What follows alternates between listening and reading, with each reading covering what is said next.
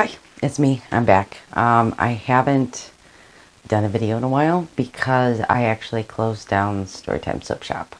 The business was closed at the end of last year, but I've been taking steps slowly, shutting things down, like first the subscription box, and then getting my store packed up and moved, and I have everything left out of my store packed in my office at home, so this room is like a living nightmare. But one of the things that I did love about what I was doing, other than just, making the soap, I just loved it. I loved every bit of it. And I'm not going to stop doing that. I will still have tutorials on this channel. It might be a little bit until I get back to that because of things going on in my personal life, which I'll get to in a minute. But I really love sharing knowledge. Like, I didn't particularly care for a classroom style of learning.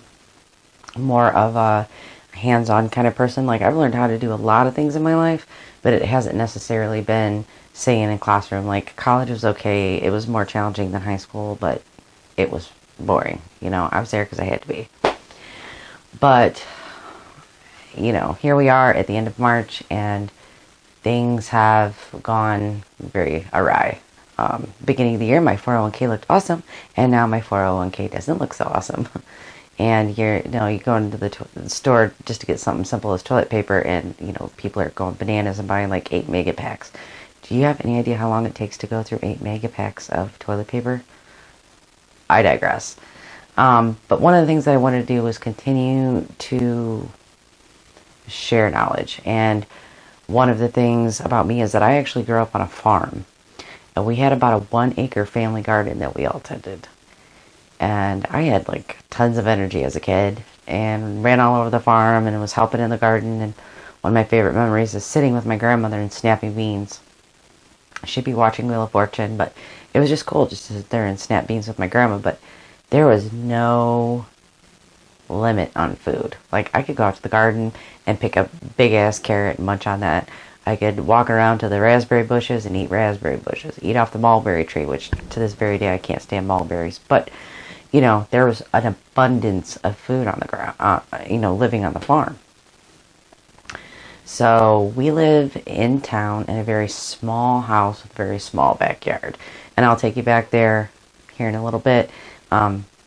It looks like shit right now. I'm not going to lie. My backyard kind of looks like Hillbilly Haven because, winter hit and so stuff got left out. And my dogs are back there pooping all the time. But I want to show you how much food you can grow in a small backyard and still have room. Like, we have a pool back there. I have dogs that need room to run and do their business. But I'm going to build some raised beds with some used lumber that I got off the family farm. Now you can look on like Facebook Marketplace and buy cheap lumber, or you can use scraps that you might have at home. You can actually buy raised kit beds, although that's not really cost effective. Those are kind of expensive. But I just want to show you like how much you can actually do, even if you've never gardened before. Like, that way, with all the concerns that you have, the last thing that you'll have to worry about is how you're going to feed your family, right? Like, I'm not a vegan by any stretch of the imagination, and I'm not a vegetarian. I eat meat. But if the meat wasn't around, you can sustain a very healthy lifestyle on, things that you can grow. So, anyway, let me show you what I've got set up right now. Okay, I've got some seeds I started, and I should have recorded this, but I got these trays off Amazon, and I'll post the link below. You can get them at your garden store as well, but they come as, little compressed discs in here. You just, pour some warm water on them and wait for about 10 minutes, and they puff up, and you just take like a pencil or something and break them up, and then drop your seeds in. They come with these lids to keep the moisture in. Now, the other thing I have, which I don't have plugged in right now because I'm using it for my light here, but let me tip this up. I've got some full spectrum lights. It's just a light strip that I tacked up there that I also got off Amazon, right? Because I wanted to be able to show you, like, you can buy all this stuff online. You don't even have to go out in the public. And I know there was a case of the virus at like one of their Ohio distribution centers, but still, You can get this stuff online. You don't have to go out and get into the public if if you're kind of worried about that, or if you're immunocompromised. But anyway, I started these a week ago. I turned that light on at night and for about 7-8 hours, and I already have all these sprouts. Okay? So each one of those I have, let's see what I have planned. First of all, I'm not going to even post the link to the company that I got the seeds from because they pulled a bait and switch, right? Like some of the stuff that was supposed to show up wasn't included, but they threw in stuff like lavender and catnip. Okay, I'm growing the catnip because I have a cat, but I didn't want catnip. I wanted stuff I can eat. So I have like an ass load of lavender because they're like a million little teeny tiny seeds. But I love lavender, so I went ahead and planted it. A lot of the stuff is direct sow, like you put it directly into the ground.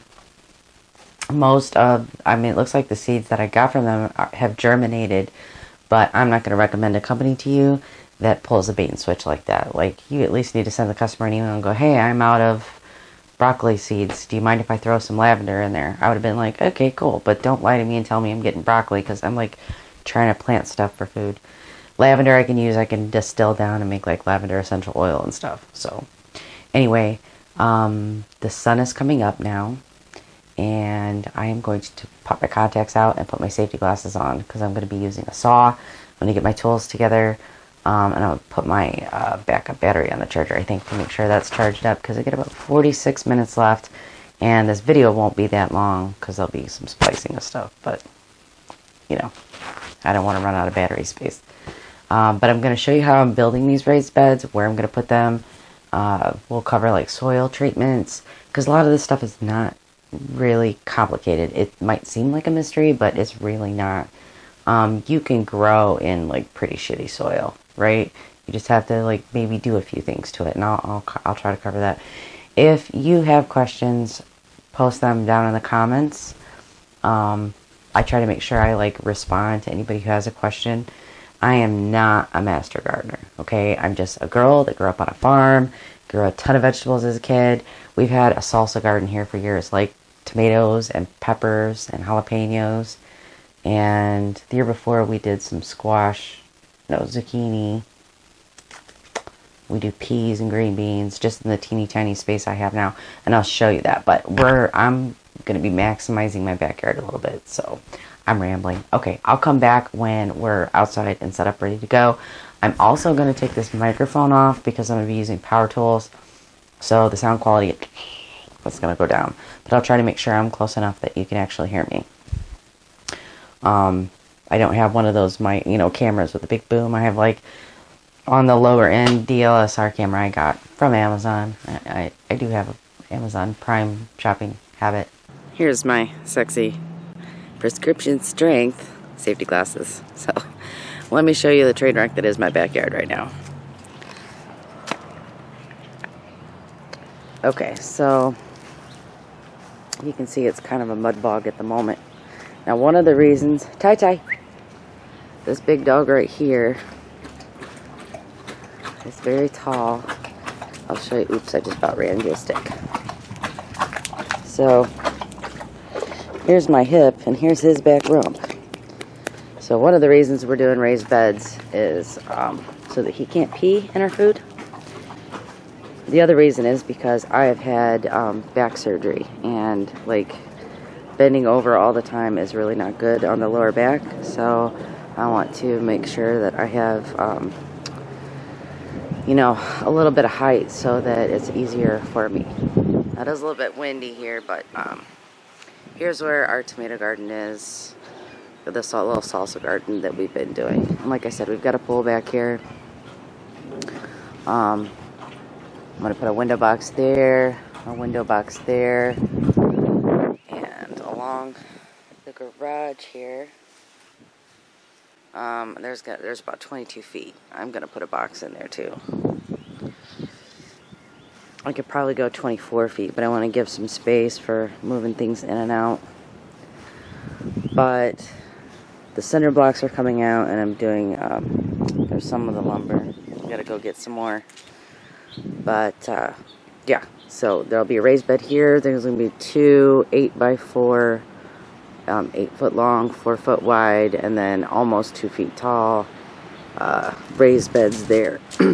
Need to put quite a bit of food in there because I'm going to do a trellis, an arch trellis between the two for my climbers, my beans and my peas.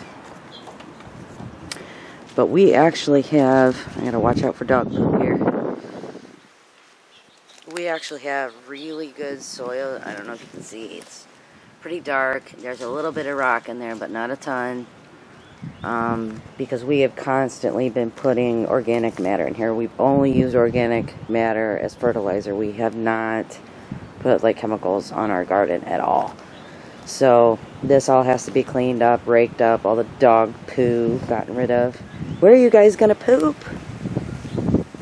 So I am going to find my tools. My garage is a mess also. We're packing up to move, so it's just like a huge explosion of stuff. Tools are everywhere. I've been painting inside. So the risk for me is that the house actually sells and I have to abandon all this food. But this is one of the things I love right here. Our fence has seen better days. Love my bird feeder.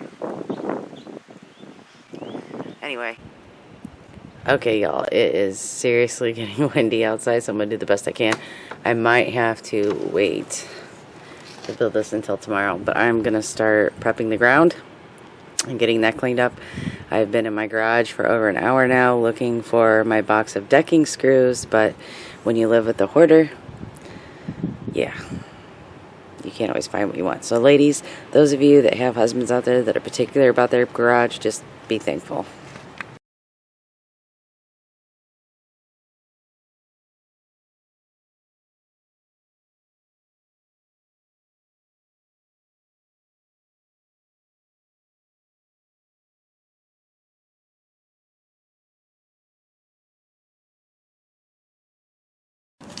Now some of you may be asking, isn't poop fertilizer? It is, but dog poop has like no value to your garden, so we get rid of it. So this nasty part will take a few minutes and then we'll get back to cleaning up. Okay, so what I'm doing right now is just scraping all this back. This is all organic matter that will go on the bottom of the beds, but what I wanted to show you was we have a ton of worms. And worms are good for gardens. That means you have good fertile soil, stuff for them to eat, and as the worms eat and poop, that fertilizes your soil. So I'm going to save some of this topsoil, scrape that back as well, because I know we've worked on it and it's good hardy soil. But that's what I'm doing right now. I'm scraping all of the wood chips and stuff. I'll put it back there so that we can get down to the good flat surface. Scoop some of this good dirt aside to go on the tops of our beds, and that's what we're doing right now.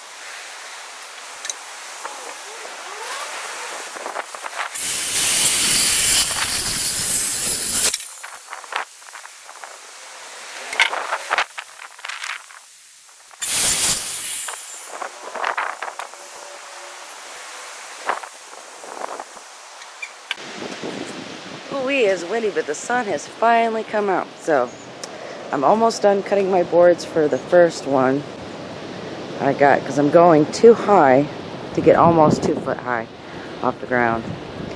But There we go, I got it laid out. I'm going to cut this final board and then we'll start screwing this together. Okay, let's talk materials for a second. I am using 2x12s, okay? Now, if you never bought lumber, 2x12 is not exactly 2 inches by 12 inches. It's a little over like 1 3/4 inches and like 11 plus inches wide, right? But, so I'm doing 2 courses. So I'll actually only get up like 22 inches instead of 24. But I did cut my corner posts at right around 2 feet. Because I don't care if they stick up. I just don't. You know, this isn't to be like the most beautiful project in the world. I'm using a skill saw. It's like super hard to cut a 4x4 with a 2-inch blade and make it look pretty. I'm sure there's guys out there that can do that, but I'm not one of them. So the other thing is you should be using screws that are made for decking, right? Like outdoor stuff. I actually have a box of decking screws around here somewhere, but as I may have mentioned, this garage is a nightmare. It is a point of contention for me, so after about an hour looking for screws, I just grabbed some screws. So you want screws that are long enough to go through your 2x12s and or whatever size you end up using, and into your 4x4, you know, a good distance so that it's stable. You can pre-drill your holes so you don't split your wood. I'm going to try to do it without pre-drilling the holes because I am using, you know, self-tapping screws, but we'll see how that goes. Yeah, I think that's about it. And you don't have to go 2 courses high. Again, I'm making mine so high because of my lower back and because I have a ginormous dog I don't want peeing in my garden. So, here we go.